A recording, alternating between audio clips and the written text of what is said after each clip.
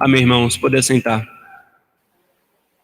Queridos, abramos agora a palavra do Senhor em Gênesis capítulo 18.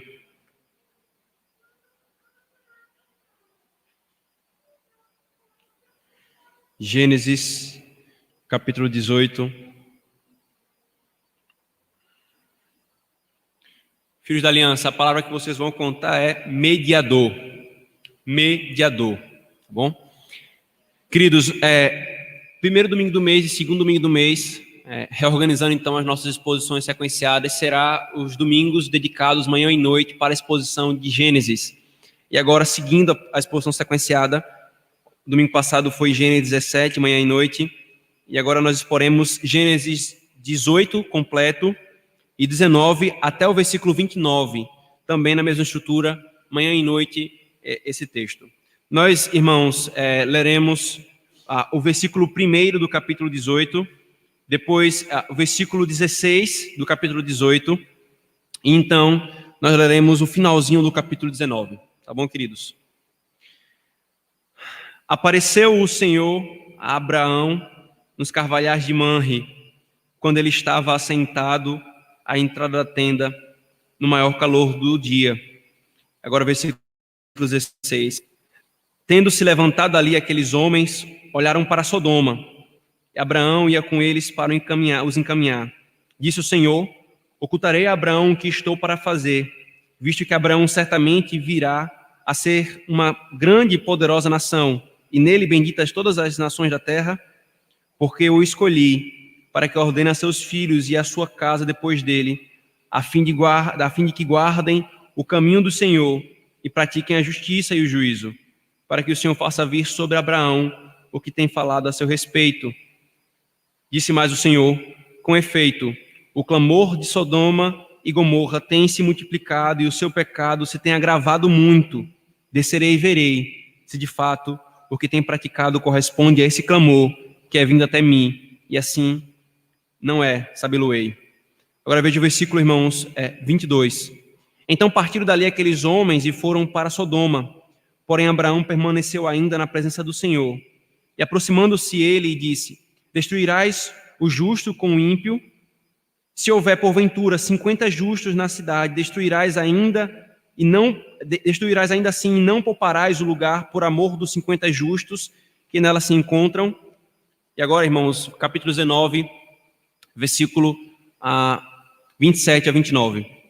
Tendo se levantado Abraão de madrugada, foi para o lugar onde tivera na presença do Senhor, e olhou para Sodoma e Gomorra e para toda a terra da campina, e viu que da terra subia fumaça, como a fumarada de uma fornalha.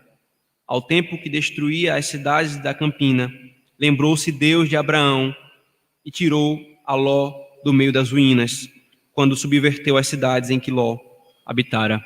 Amém. Oremos, irmãos, ao nosso Deus. Deus bendito, esse é o momento, Pai, da nossa semana que nós mais desejamos, Senhor. Sinceramente, Pai, é o que nós mais desejamos. Muitas coisas nos são boas nessa vida, Senhor. Nos é bom trabalhar e ter um sustento. Nos é bom, Senhor, desfrutar de descanso, de lazer, da Tua criação. Nos é bom a comida, Senhor, que nutre o nosso corpo e alegra o nosso paladar. Muitas das coisas da vida são boas, Senhor, mas a nada se compara, Senhor, ouvirmos a Tua palavra, nos mostrando como vivermos e usufruirmos dessas coisas da vida, nos mostrando, Senhor, para além dessa vida, o que nos é prometido e nos aguarda na eternidade. Que esse seja o nosso prazer verdadeiro, Senhor, e que nós não troquemos isso por nada nessa terra, Senhor. Nós oramos pedindo a Tua bênção sobre esse tempo, em nome de Jesus. Amém. Amém. Queridos, o livro de Gênesis, e no decorrer da narrativa, Deus continua revelando o seu evangelho a nós por meio da história de Abraão. E agora nós chegamos num texto, irmãos, que é uma grande unidade literária que nós chamamos. Isto é, a unidade literária, ela inicia com o capítulo 18, versículo 1, e vai até o versículo 29 do capítulo 19. Então, é uma grande narrativa que inicia no capítulo 18 e termina no meio do capítulo 19. E para nós compreendermos, então, qual é a mensagem principal desse texto, nós precisamos tomar toda essa narrativa. Dentro dessa narrativa, irmãos, há pequenas narrativas, nós podemos elencar aqui pelo menos 3 narrativas pequenas, que também nos traz vários princípios e verdades importantes para a nossa fé. Mas o que nós faremos então, irmãos? Nós veremos 2 aspectos desse texto. O primeiro, a grande mensagem desse texto, a mensagem central que o Senhor nos traz, agora pela manhã, e à noite, diversos pontos doutrinários que o Senhor também nos ensina a partir desse texto, que sustentam a mensagem central. Então nós faremos um movimento olhando o todo, agora à noite, a mensagem central, e depois nós olharemos o específico, as doutrinas e as verdades do Evangelho, que são do Evangelho, que nos revela de forma mínima.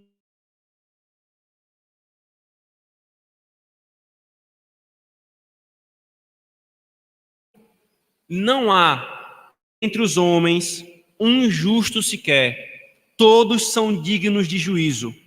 Porém, pecadores são salvos da ira justa, porque Deus se lembra de nosso intercessor e mediador. O que o Senhor nos ensina, irmãos, em Gênesis 18, 19, é que diante do Deus justo não há dentre os homens um justo sequer, todos são dignos de juízo. Porém, irmãos, pecadores são salvos da ira justa, porque Deus se lembra de nosso intercessor e de nosso mediador. Então, irmãos, como foi dito, nós vamos ver nesse primeiro momento a mensagem central do texto, que é o Evangelho revelado a nós. E ele nos é revelado de 2 formas, irmãos. Primeiro, a revelação de Deus para fortalecer a nossa fé. A revelação de Deus para fortalecer a nossa fé. Essa narrativa, irmãos, ela revela-nos algo importantíssimo acerca do Evangelho. O Senhor vem até Abraão, novamente, pouquíssimos dias depois da última aparição. Veja, o capítulo 17 começa da mesma forma que o Senhor apareceu a Abraão, ou Abrão à época, dizendo que ele era o Deus Todo-Poderoso. E prometeu que daqui a 1 ano, Sara conceberia e daria à luz a um filho. E agora na narrativa de Gênesis 18, irmãos, acontece a mesma coisa. Ele aparece e faz a mesma promessa. Daqui a 1 ano, Sara conceberá. Então, o que nós percebemos é que essa aparição aqui se passa poucos dias depois da aparição do capítulo 17 de Gênesis. Diferente do que foi Gênesis 17, foi anos desde a última aparição. Agora Gênesis 18 foram alguns dias após a última aparição. Então ele aparece para reafirmar as promessas já afirmadas. Vejam aqui, por favor, irmãos, o versículo 1 até o versículo 8 são Deus, né, ou o que nós chamamos de teofania, uma manifestação de Deus com mais 2 anjos, em forma de homens. Então 3 homens aparecem a Abraão. Veja o versículo 2. Levantou ele, Abraão, os olhos, olhou, e eis 3 homens de pé em frente dele. Vendo-os, correu da porta da tenda ao seu encontro, prostou-se em terra e disse: Senhor meu, se acho mercê em tua presença, rogo-te que não passes do teu servo. Traga-se um pouco de água, lavai os pés e repousai debaixo dessa árvore. E nós vamos fazer um banquete. Então, o que acontece aqui, irmãos? Abraão vê 3 homens se aproximando, vai até eles e expõe hospitalidade, quer recebê-los. O que acontece aqui, irmãos, explicitamente, a ver o versículo 9. Então perguntaram: Sara, tua mulher, onde está? Ele respondeu: aí está na tenda. Disse um deles: certamente voltarei a ti daqui a 1 ano, e Sara, tua mulher, dará à luz a um filho. Sara o estava escutando à porta da tenda atrás dele. Abraão e Sara já eram velhos, avançados em idade, e Sara já havia cessado o costume das mulheres. Riu-se, pois, Sara no seu íntimo, dizendo consigo mesma: depois de velha e velho também o meu senhor, terei ainda prazer? Disse o Senhor a Abraão: por que se riu Sara, dizendo: será verdade que darei ainda à luz sendo velha? Acaso para o Senhor a coisa demasiadamente difícil? Daqui a 1 ano, neste mesmo tempo, voltarei a ti e Sara terá um filho. Veja, irmãos, versículo 13. Disse o Senhor a Abraão. Ora, 3 homens estão conversando com Abraão, ou melhor, 3 homens se aproximam de Abraão, sendo que um deles passa a falar com Abraão e ele conversa com esse que fala com ele. E a narrativa vai e diz que disse o Senhor a Abraão. Então, o que se tem visto aqui, irmãos, é uma aparição do Senhor para fortalecer mais uma vez a fé de Abraão em mais uma nova visão. O ponto aqui, irmãos, é que o Senhor, vez após vez, vem até nós, irmãos, para fortalecer a nossa fé fraca, para fortalecer a fraqueza do nosso coração. Percebamos, irmãos, quantas vezes o Senhor aparece a Abraão nesse decorrer da vida de Abraão. Então aqui, irmãos, nós temos algumas coisas importantes desse ponto do Evangelho, e Deus vir até nós para fortalecer a nossa fé que está envolta de fraqueza e tolice. A primeira, irmãos, diz respeito às aparições do Senhor, porque veja, versículo 1 do capítulo 18, apareceu o Senhor a Abraão nos carvalhais de Manre.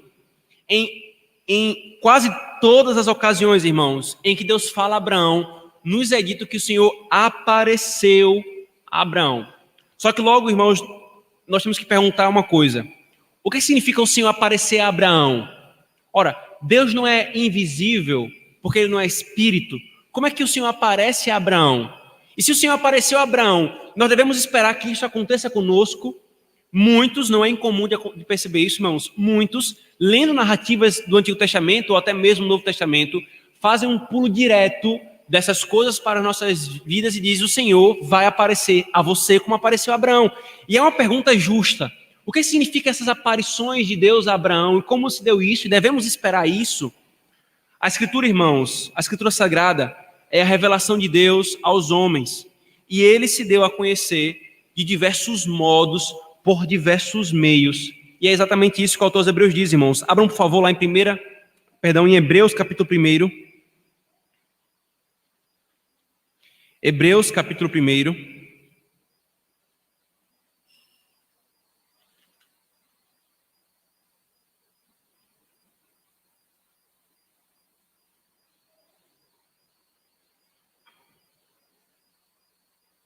Hebreus, capítulo 1, versículo 1.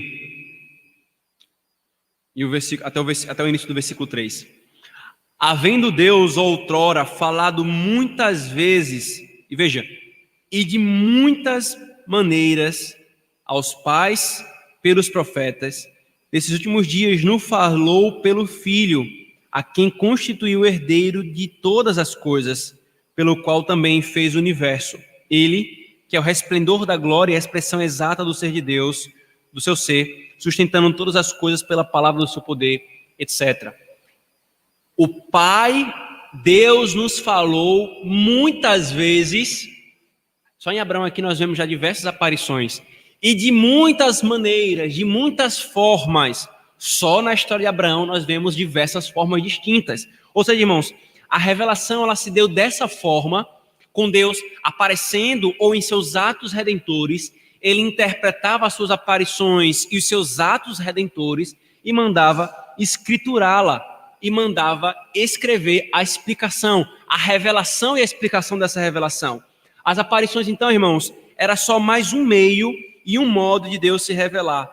Porém, irmãos, as aparições elas manifestavam o que nós chamamos de teofanias, isto é, manifestações de Deus.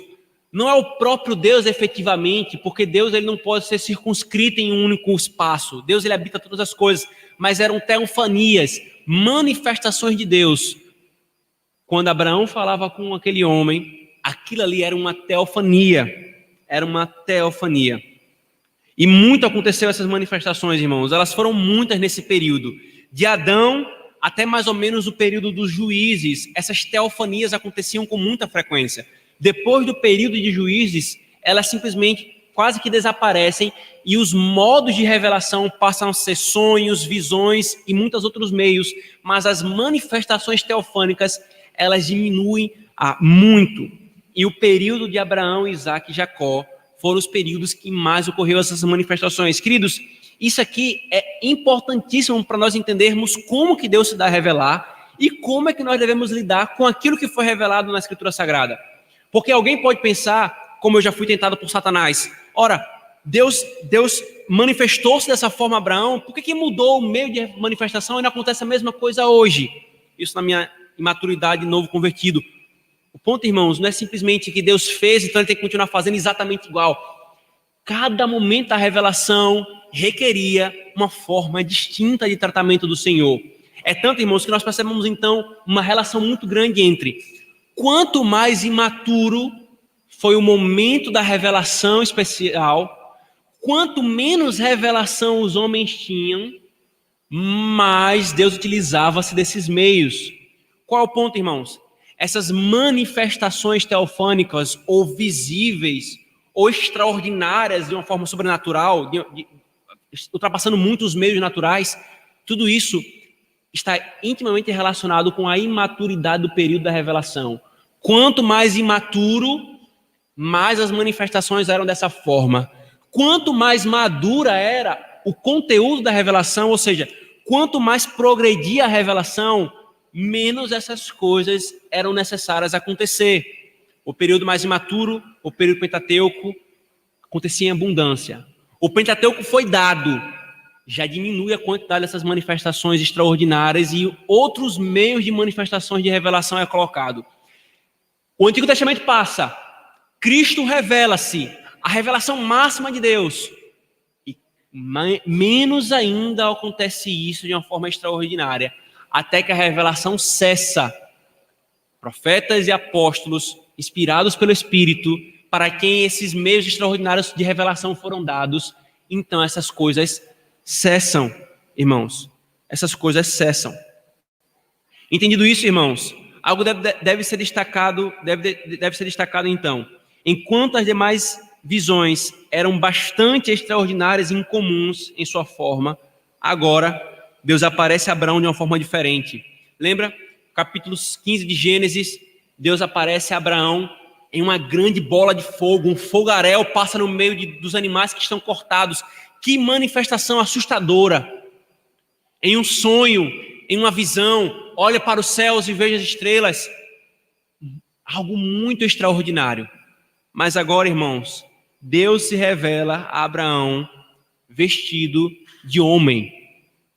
Os anjos de Deus e a própria manifestação de Deus se revela a Abraão como que em forma de homem. Eles não são homens, anjos também são seres espirituais, mas eles se manifestam de uma forma muito natural, muito mais comum para Abraão. Pelo desenrolar da narrativa, então, irmãos, e pelo destaque que há na maneira como um destes fala, e nos atributos e nos nomes que Abraão se dirige a esse personagem, nós cremos, então, que é uma manifestação de Deus, ou o que alguns passam a chamar de cristofania, porque especificamente era uma manifestação do Cristo pré-encarnado, Cristo falando ao próprio Abraão. Até então, irmãos, as manifestações de Deus a Abraão eram estarrecedoras, mas agora ele vai a ele com muita familiaridade e liberdade, com menos grandeza e majestade, e mais parecido com o verbo pré-encarnado. Ele se dirige àquele homem chamando de Senhor Javé. Senhor Javé, a um homem, o mais próximo da manifestação do Evangelho, do Cristo que se encarnaria. Assim, então, irmãos, como todos os outros modos de revelação extraordinária, nós não devemos esperar que isso ocorra, pois uma coisa está ligada à outra. Se ainda há revelação, ainda devemos esperar essas coisas acontecerem. Mas se Deus nos diz, a minha mensagem para o mundo está completa, Escritura do Antigo e do Novo Testamento é a minha palavra que os homens devem crer. A revelação cessou e essas manifestações não devem mais acontecer. E por isso também, irmãos, deve-se suspeitar de todos os que querem transpor tais modos de Deus se revelar para os dias de hoje. Todos os que dizem, Deus apareceu a mim como apareceu a Abraão. Eu tive uma visão de Deus. Eu tive um sonho em que Deus apareceu para mim e falou comigo. Veja, não é duvidando da índole da pessoa propriamente dito, mas pela doutrina da revelação, irmãos, nós podemos crivar e dizer, isso não é verdadeiro. Porque cada um que se levantasse, irmãos, eu vi Deus, Deus apareceu para mim. Se nós termos a comprovação da palavra de Deus, nós ficaríamos feito uma bolha flutuando no mar, sem nenhuma estabilidade. Ora, por que é verdade o que um fala e o que o outro não fala? Por que os dois não podem dizer que Deus apareceu a eles? Mas Deus acabou com esse engano de Satanás e com o engano do coração do homem, dizendo: a minha revelação cessou. Depois que meu Cristo se revelou e os meus profetas do Novo Testamento, os apóstolos, explicaram essa revelação, ela cessou. A base de vocês julgarem todas as coisas está aqui, a Escritura Sagrada revelada. Dito isso também, irmãos, entendido esse ponto da revelação e como Deus apareceu a Abraão, há uma aplicação direta para nós então, queridos. Ora, pastor, Deus não mais se manifesta, Deus não mais se revela, como é isso? Então por que nós conhecemos a Deus se nós só podemos conhecer a Deus se Ele se revelar? Então vem um grande ponto aqui, irmãos. Apesar de Deus não utilizar-se desses meios extraordinários da revelação propriamente dita, Ele continua se manifestando aos homens a partir dos meios ordinários, que é exatamente a partir da palavra que foi revelada, a partir da pregação e pela operação do Espírito Santo. Abram, por favor, João 14, por favor.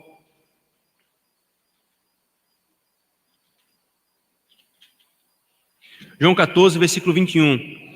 Nós lemos Hebreus que diz: Ele falou de muitas formas, de muitas maneiras aos pais, por muitas vezes, mas nos últimos dias nos falou pelo Filho. E aí no capítulo 2 diz que o Filho constituiu os apóstolos que autentificaram aquilo que foi falado. Acabou. Cristo falou, Ele se manifestou aos homens. Agora vejam como isso continua ainda hoje, irmãos. João 14, versículo 21. Aquele que tem os meus mandamentos e os guarda, esse é o que me ama. E aquele que me ama será amado por meu Pai, e eu também o amarei e me manifestarei a ele. Por isso, crente, creia. Todas as vezes que a palavra de Deus é pregada e você crê nela e você é transformado por ela, todas as vezes Deus aparece a você. Você não deve buscar e querer ver com os olhos a manifestação de Deus, mas quando essa palavra é pregada, você recebe com fé, você é transformada com ela, Deus apareceu a você. O ponto do que acontecia com Abraão e do que acontece hoje, embora com Abraão fosse a revelação sendo entregue, e com Abraão fosse por meios extraordinários, o que Abraão recebeu foi a palavra de Deus a ele. E aqui continua a mesma coisa acontecendo, irmãos. Nós recebemos a palavra de Deus a nós em cada pregação do Evangelho, irmãos. Em cada pregação. Não em termos visíveis que essa aparição acontece. Não em termos da revelação, mas nos termos da comunicação da palavra pelo Espírito. Portanto, irmãos, nós não podemos perder isso, queridos. Se Deus aparece a nós, se revela a nós pela sua palavra pregada, pela operação do seu Espírito, na fé que é posta na palavra anunciada, irmãos, nós não podemos perder uma única oportunidade, se nos é possível, irmãos. No que nos é possível, queridos, nós temos que ser diligentes e aproveitar cada momento de aparição do Senhor. Cada momento de aparição do Senhor. Na nossa juventude, nunca aconteceu isso comigo, né? Mas eu sei que alguns irmãos já foram fãs de alguns cantores, de alguns artistas, e às vezes acontece até no meio teológico, quando tem um pastor conhecido, o pastor conhecido está pregando na cidade, todo mundo quer ir lá ver. O pastor famoso, que é teólogo, que o Brasil todo conhece, todo mundo quer ir naquela igreja ver e lota aquela igreja, porque quer ouvir o pastor fulano de tal pregando. O cantor favorito vem pregar, todo mundo quer ver essa aparição desse cantor favorito e está ali. É a mesma música, a mesma voz que é cantada no CD, mas querem estar lá.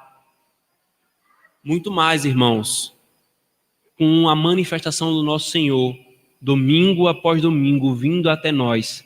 Deus foi até Abraão, irmãos, por um meio extraordinário, apareceu a ele e falou. Deus vem até nós pelo meio ordinário, aparece a nós no culto e nos fala pela sua pregação.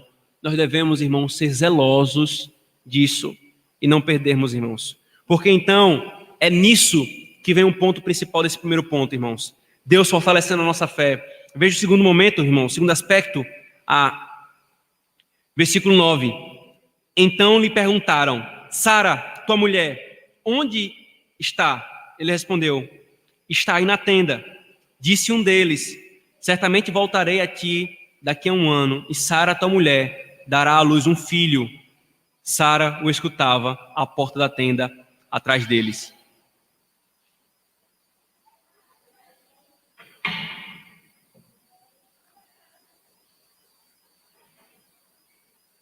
Veja, irmãos, após Abraão recebê-los cordialmente, com hospitalidade e amor, o que é relatado até o versículo 8, um dos anjos, que é aqui o que nós defendemos no primeiro momento, uma manifestação de Cristo, se dirige a Abraão perguntando por Sara e em seguida reforça a promessa: eu voltarei daqui a um ano e Sara conceberá, Sara dará à luz.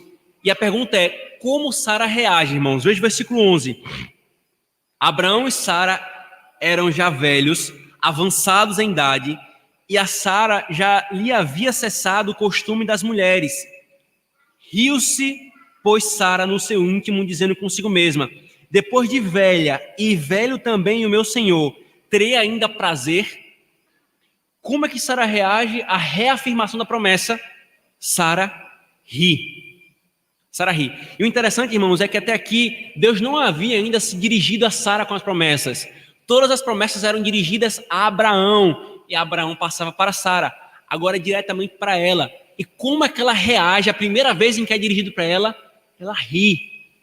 A razão, irmãos, da sua risada não foi uma mera descrença ou um desprezo pelo que foi falado. O versículo 11 nos dá exatamente esse contexto, e o que ela pensa no seu íntimo nos mostra qual é o ponto, o motivo da sua risada.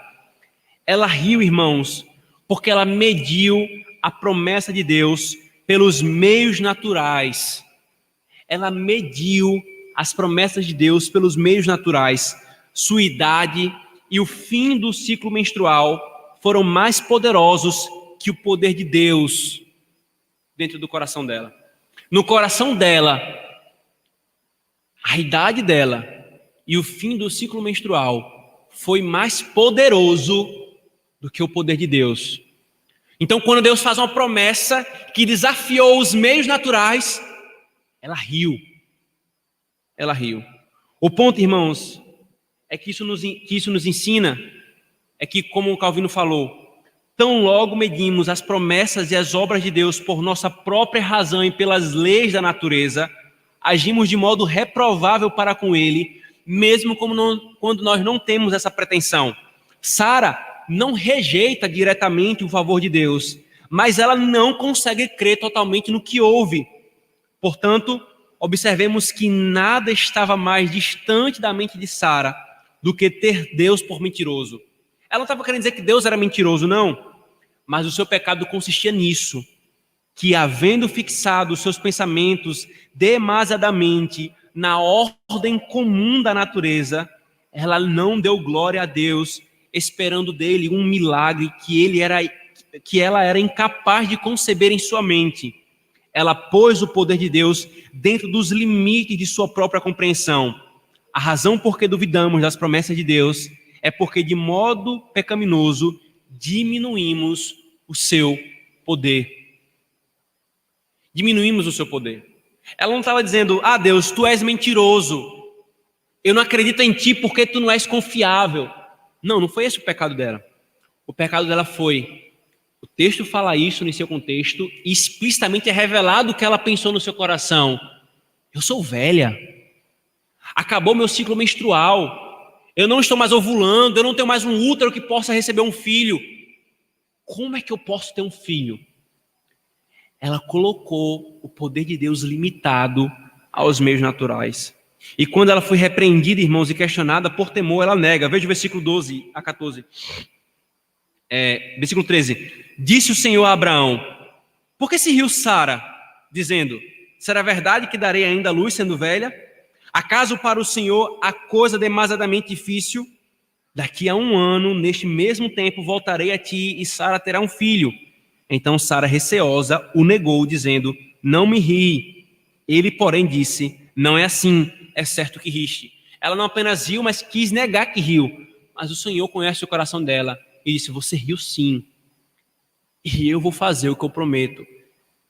Portanto, irmãos, novamente, disso aprendemos que nós não devemos julgar as promessas de Deus pelos meios naturais, nem pela capacidade de nossa razão. Nós não devemos julgar. Veja, não é que as promessas de Deus sejam irracionais, elas são apreendidas racionalmente. Deus usa a palavra, a linguagem que é compreendida em termos racionais, mas a razão jamais julgará o que Deus fala. Se Deus disse: eu vou dar à luz, eu vou dar um filho para uma velha que tem um esposo velho, cujo ciclo menstrual já cessou, nós temos de crer. Os meios naturais, a razão diz: isso é impossível. Mas ele se revelou: eu sou o Deus Todo-Poderoso. O nome, irmãos, daquilo que julga a palavra, não é fé, mas racionalismo e um desejo de autonomia de Deus. Muitos fazem isso, irmãos, com diversos pontos da palavra de Deus, limitando o poder de Deus. Negam a criação tal qual é descrito em Gênesis 1 e 2, para abraçar a evolução, porque alguns pensam: é impossível que Deus tenha criado o mundo pela palavra do seu poder. Deus ter dito: haja luz e haver luz? Não. Tem uma teoria melhor aqui. Um homem imaginou uma coisa melhor aqui. Está explicado.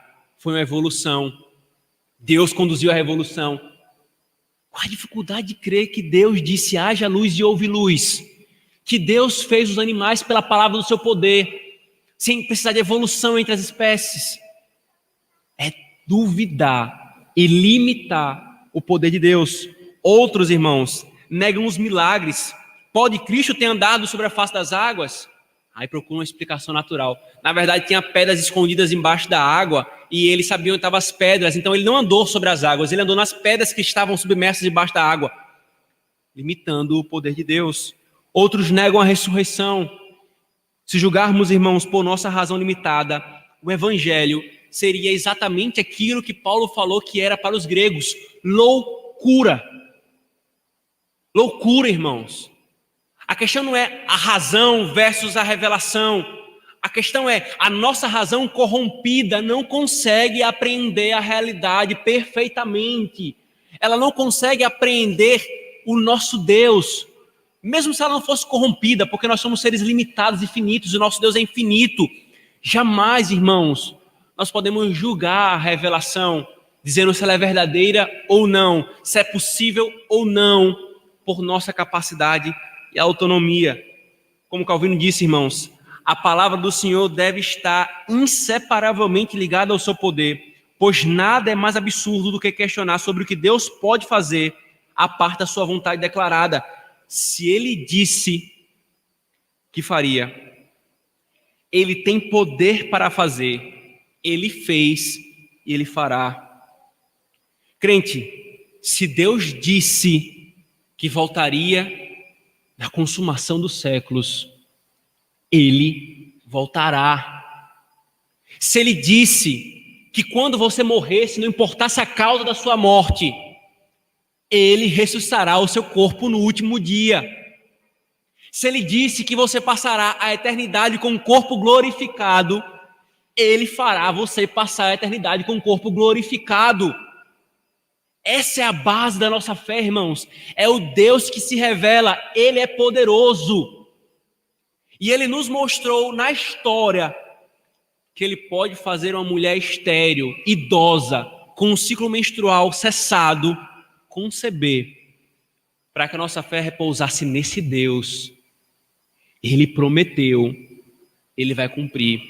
Nos últimos dias, irmãos, da sua vida, quando você tiver com seus olhos a fechar, quando não mais estiver ao seu lado o seu pastor, seus familiares, você estiver sozinho nos últimos segundos da sua vida, é nisso que você tem que colocar a sua confiança. Eu fecho os meus olhos e tudo que os homens ímpios falam é: acabou aqui. Acabou aqui. Mas os meus olhos estão se fechando, não ouvindo os homens ímpios, mas ouvindo o Deus que disse: tu abrirás os teus olhos diante de mim, e no último dia eu ressuscitarei o teu corpo. Essa é a nossa fé, irmãos. Deus prometeu, Ele pode fazer. Nós não podemos fazer como a Sara fez. O pregador do evangelho pregando o evangelho e o nosso coração rindo. Acaso pode o morto ressuscitar? Acaso posso eu ser libertado do meu pecado? Acaso tem o Espírito Santo poder de me fortalecer? Se Deus diz, nós cremos, irmãos. Maravilhoso é o nosso Deus, irmãos, que vem fortalecer nossa fé em fraqueza e tolice. Não perca, novamente, irmão, não perca as oportunidades com a pregação pública do Evangelho, quando Deus aparece a você para fortalecer a sua fé e nos livrar de nossas tolices. Eu já falei para vocês, irmãos, quando nós acompanhamos uma nossa série favorita, nós não queremos perder um episódio porque nós ficamos com medo. Se nós pularmos um episódio, eu perdi algo importante que me ajudaria a entender aquele episódio adiantado. E nós somos diligentes em acompanhar episódio por episódio. Crente, você está lidando com uma coisa muito mais importante do que simplesmente a beleza estética de uma obra de arte, de uma série, de um teatro, o que for. Você está lidando com a palavra poderosa de Deus que pode acalentar o seu coração nas suas tribulações, que pode lhe repreender em um pecado, que pode fortalecer o seu coração em dúvidas, em questões. Não perca uma só oportunidade da pregação da palavra de Deus. Nós temos aqui, irmãos, uma média de 70 membros de congregados. Nós ainda não atingimos esse número desse, nós voltamos para um canto maior. Será que nós estamos desprezando as oportunidades em que Deus fala a nós, irmãos? Se Deus fala, não deveríamos estar todos nós aos seus pés para ouvi-lo? Já falei para vocês, irmãos, a minha consciência não é simplesmente eu estou aqui falando para a igreja, é um homem mago ré que está falando algumas coisas para os homens. Não, irmãos, como pregador, meu coração também está submisso à palavra de Deus. Eu estou ouvindo ao que Ele está falando. Ele diz, nós cremos e nós não podemos perder as oportunidades em que Deus fortalece a nossa fé, irmãos. E segundo, vem um grande ponto desse primeiro momento da narrativa, irmãos. O grande ponto. Ao final desse diálogo, queridos, veja, o primeiro momento, o primeiro ponto da exposição da manhã é que Deus revela-se a nós, fortalecendo a nossa fé. E agora, irmãos, Deus revela-se a nós, mostrando-nos que nós necessitamos de um mediador. Ele fortalece a nossa fé, Ele nos mostra que nós necessitamos de um mediador. Ao final desse diálogo, irmãos, o Senhor traz ao conhecimento de Abraão o que ele fará a Sodoma e Gomorra. Veja o versículo 19. Tendo se levantado ali aqueles homens, versículo 16 do capítulo 18. Tendo se levantado dali aqueles homens, olharam para Sodoma e Abraão ia com eles para os encaminhar. Disse o Senhor, ocultarei a Abraão o que estou para fazer, visto que Abraão certamente virá a ser uma grande e poderosa nação, e nele serão benditas todas as nações da terra. A resposta implícita aqui é não ocultarei, porque eu o escolhi para que ordene a seus filhos e a sua casa depois dele, a fim de que guarde os caminhos do Senhor e pratique a justiça e o juízo, para que o Senhor faça vir sobre Abraão o que tem falado a seu respeito. Disse mais o Senhor, com efeito, o clamor de Sodoma e Gomorra tem se multiplicado e o seu pecado se tem agravado muito. Descerei e verei se de fato o que tem praticado corresponde a esse clamor que é vindo até mim. E se assim não é, sabê-lo-ei.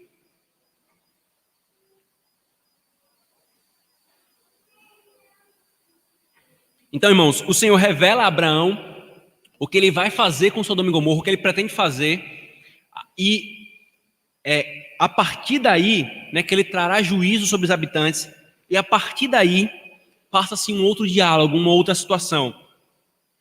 Quem é que morava em Sodoma e Gomorra, irmãos? Deus falou, eu vou trazer juízo sobre Sodoma e Gomorra, eu vim ver o pecado que tem se multiplicado, tem chegado até mim.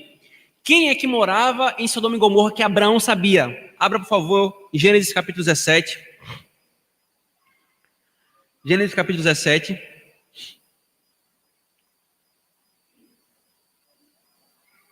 Desculpa, irmãos. Gênesis 13. Gênesis 13, versículo 10. É dito, levantou Ló os olhos e viu toda a campina do Jordão, que era toda bem regada, antes de haver o Senhor destruído Sodoma e Gomorra, como o jardim do Senhor, como a terra do Egito, como quem vai para Zoar. Então, Ló escolheu para si toda a campina do Jordão e partiu para o oriente, separando-se um do outro. Habitou Abrão na terra de Canaã e Ló nas cidades da campina e ia armando as suas tendas até Sodoma. Ora, os homens de Sodoma eram maus e grandes pecadores contra o Senhor. Quem é que morava lá, irmãos? Quem é que passou a morar lá? Ló, o sobrinho de Abraão. Quais foram as cidades que Abraão, com os seus 318 homens, resgatou da mão dos reis que venceram a guerra? Sodoma e Gomorra e outras cidades. Ou seja, irmãos, a vida de Abraão estava ligada a Sodoma e Gomorra por esse ponto. Ele libertou, o seu sobrinho Ló foi morar Ló, e ele libertou as cidades por causa do seu sobrinho Ló. Por causa do seu sobrinho Ló. E o Senhor, então, irmãos, afirma que vai destruir aquelas cidades. Então, Abraão, irmãos, passa a interceder em favor de algum justo que houvesse em Sodoma e Gomorra. Todo o versículo, irmãos, do versículo 22 até o versículo 33, é um longo diálogo entre Deus e Abraão, em que ele está intercedendo em favor de Sodoma e Gomorra. Senhor, e se houver 50 justos, o Senhor vai destruir as cidades e esses justos? O Senhor vai condenar os justos por causa dos injustos? Não, Abraão, eu não vou condenar. Não destruiria a cidade se houver 50 justos. Mas, Senhor, e se faltar 5 para 50? Se houver 45? Não destruirei por causa dos 45. E 6 petições se repetirem, irmãos, até chegar a 10 justos. Senhor, se houver 10 justos na cidade, tu destruirás a cidade, destruirás os justos com os injustos. E o Senhor falou, não, Abraão, eu não destruirei as cidades. Mas o que a história nos mostra, irmãos? O que a história nos mostra? Nos mostra que Deus destruiu Sodoma e Gomorra. E isso nos confirma, irmãos, que não havia nem 10 justos em todas aquelas cidades. Nem 10 justos, irmãos, em toda aquela cidade. Ninguém digno de ser poupado. Não havia um justo sequer. Mas e Ló? Alguém pode perguntar. Ló não foi salvo? Ele não foi salvo porque ele era justo? Só que a narrativa, irmão, nos mostra a razão por que Ló foi salvo. Abram, por favor, o versículo 29. Toda a narrativa se passa. E no final da narrativa, versículo 29, nos é dito por que Ló foi salvo. Veja o versículo 29. Ao tempo que destruía as cidades da campina, lembrou-se Deus de Abraão e tirou Ló do meio das ruínas, quando subverteu as cidades em que Ló habitara. Irmãos, Ló foi salvo por causa de Abraão. Ló foi salvo por causa da intercessão, da mediação de Abraão. Porque Deus lembrou-se de Abraão, é que Deus tirou Ló de lá. E nisso, irmãos, nos é revelado o glorioso evangelho de nosso Senhor. Primeiro, queridos, assim como não havia nenhum justo a ser salvo por sua própria justiça, que poupasse a destruição de Sodoma e Gomorra, assim também, irmãos, no mundo não há um justo sequer. Abram, por favor, queridos, Romanos capítulo 3, por favor, um texto conhecido da igreja, mas é sempre bom lembrá-los, queridos. Romanos capítulo 3, versículo 10.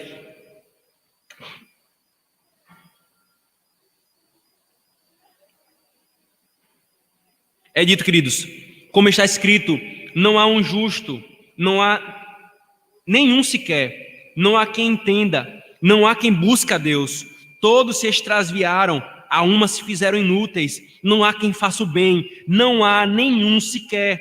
A garganta deles é sepulcro aberto, com a língua urdem engano, veneno de víbora está nos seus lábios. A boca, eles a têm cheia de maldição e de amargura, são os seus pés velozes para derramar sangue. Nos seus caminhos há destruição e miséria, desconheceram o caminho da paz, não há temor de Deus diante dos seus olhos. Ora, sabemos que tudo que a lei diz, aos que vivem na lei o diz, para que se cale toda a boca e todo mundo seja culpável perante Deus, visto que ninguém será justificado diante dele pelas obras da lei, em razão de que, pela lei, vem um pleno conhecimento do pecado.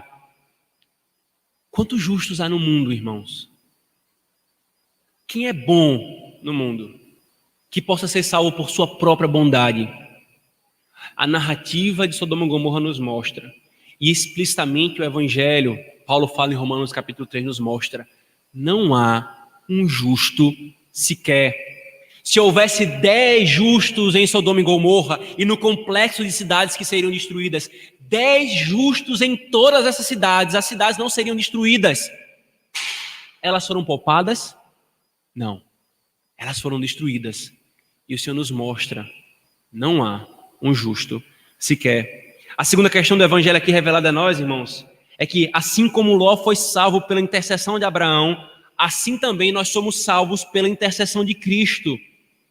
Porém, irmãos, há uma grande diferença aqui entre Abraão e Cristo. Abraão intercedeu genericamente por um número genérico de pessoas na esperança de talvez alguém ser salvo. Cristo intercedeu pelo número certo dos seus eleitos e da sua igreja, na certeza de que todos eles seriam salvos. Abram, por favor, Romanos capítulo 8, versículo 34. Romanos 8, 34. Quem condenará os eleitos de Deus? É Cristo quem morreu, ou antes, quem ressuscitou, o qual está à direita de Deus e também intercede por nós. Hebreus capítulo 7, por favor, rapidamente comigo, irmãos. Hebreus capítulo 7, versículo 25. O autor dos Hebreus diz explicitamente, por isso também Cristo pode salvar totalmente os que por ele se achegam a Deus, vivendo sempre para interceder por eles. João capítulo 17, João capítulo 17, versículo 9 e 20. É dito, Cristo orando, irmãos, é dito, é por eles que eu rogo, isto é, por meus discípulos. Eu não rogo pelo mundo, mas por aqueles que me deste, porque são teus. Agora veja o versículo 20. Não rogo somente por estes, isto é, pelos 12 discípulos, mas, versículo 20, mas também por aqueles que vierem a crer em mim, por intermédio da tua palavra. E 1 João, capítulo 2, temos um advogado junto ao Pai que intercede por nós. Queridos, esse texto nos mostra exatamente que não há um justo sequer no mundo, e que para que alguém seja salvo, ele necessita da intercessão de um justo mediador. Ninguém pode ser salvo por sua própria justiça, pois não será encontrado nenhum sequer. Só podemos ser salvos aqueles que são salvos pela intercessão de Cristo. Assim como Deus salvou Ló porque se lembrou de Abraão, assim também ele salva a sua igreja porque se lembra de Cristo. Assim como Ló necessitou de um mediador, assim também nós necessitamos de um mediador que interceda em nosso favor. Abraão foi um tipo de Cristo, irmãos, mas ele foi um intercessor limitado e imperfeito. Ele morreu. Eis que nos é revelado no Evangelho de Cristo, o Cristo perfeito, o intercessor perfeito, cuja intercessão jamais falhará, cuja obra de intercessão jamais cessará, porque ele morreu e ressuscitou e vive para todo sempre. Não cessará, irmãos. Essa é a garantia que temos, queridos. Essa é a garantia que temos, que quando Deus derramar fogo sobre esse mundo, quando o juízo vier consumindo todas as coisas, nós não estaremos nessa Sodoma e nessa Gomorra, mas será dito, Deus lembrou da sua igreja, Deus lembrou de Paulo, Deus lembrou de Jonas, Deus lembrou de Cátia, Deus lembrou de Meire, Deus lembrou da sua igreja, porque lembrou-se de Cristo. Ele tirou a sua igreja desse juízo, porque lembrou-se de Cristo. Essa é a nossa esperança, irmãos. Cristo é teu mediador, Ele é teu intercessor. Se você se aproxima de Deus confiando apenas em Cristo, e em ninguém mais, e em nada mais, nem nas suas obras, nem nas obras de santos e mediadores, nem em coisas externalistas, então Cristo é teu intercessor e teu mediador. Se você confia em qualquer outra coisa, não, eu confio em Cristo, mas também então Cristo não é o seu mediador. Mas se você diz, eu confio em Cristo apenas, Cristo é o teu mediador. E no dia do juízo será dito, lembrou-se Deus de Cristo e tirou fulano, cicrana e beltrano do meio das ruínas, quando subverteu o mundo em que ele ou ela habitara. Abramos, irmãos, 2 Pedro, capítulo 2. Segunda epístola de Pedro, capítulo 2. Versículos 6 e 8, nós voltaremos a esse texto algumas vezes hoje à noite. Mas ele nos ensina para agora, pela manhã, uma coisa fundamental. E reduzindo a cinzas, 2 Pedro 2,6. E reduzindo a cinzas as cidades de Sodoma e Gomorra, ordenou-as a ruína completa, tendo-as posto como exemplo a quantos venham a viver impiamente.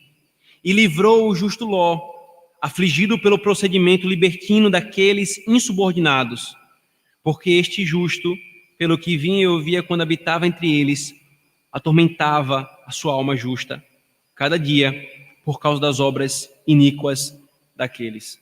O que Pedro está nos mostrando, irmãos, é que a narrativa de Sodoma e Gomorra, a destruição dessas cidades e a salvação do justo Ló, isto é, daquele que não era igual àquelas cidades, nos lembra de dois fatos do Evangelho, irmãos, que nós devemos entender, que esse texto quer nos mostrar. Deus destruirá o mundo ímpio, não há escapatória, não há uma outra opção, ele destruirá o mundo ímpio, mas ele também salvará os seus, ele salvará aqueles que são chamados de justos, aqueles que foram justificados pela obra de Cristo, Deus salvará os seus. É isso que nos é revelado nesse texto, irmãos. Que nós confiemos então, que nós tenhamos a nossa fé fortalecida pelo Deus que se revela e que nós confiemos no mediador que Deus nos revelou para que sejamos salvos pela intercessão dele. Amém, irmãos? Oremos. Deus bendito, obrigado, Senhor, por cada palavra na Tua Escritura que nos revela o Teu Evangelho, Senhor, de forma maravilhosa.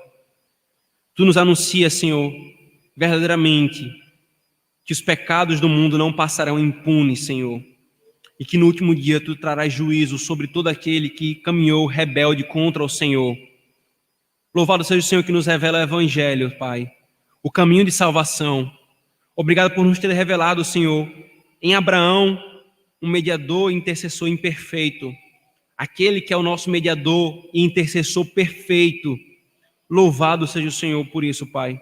É que nós sejamos encontrados, confiados nele e confiando nele, Senhor.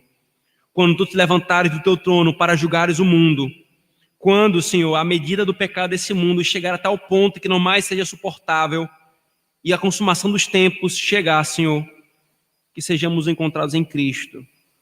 Então que ouçamos do Senhor, fomos salvos, porque Tu lembraste de Cristo, Senhor. E como justos, justificados por Cristo, fomos livrados por Ti, como Tu livrastes a Ló. Nós oramos, Senhor, em nome de Jesus. Amém. Amém.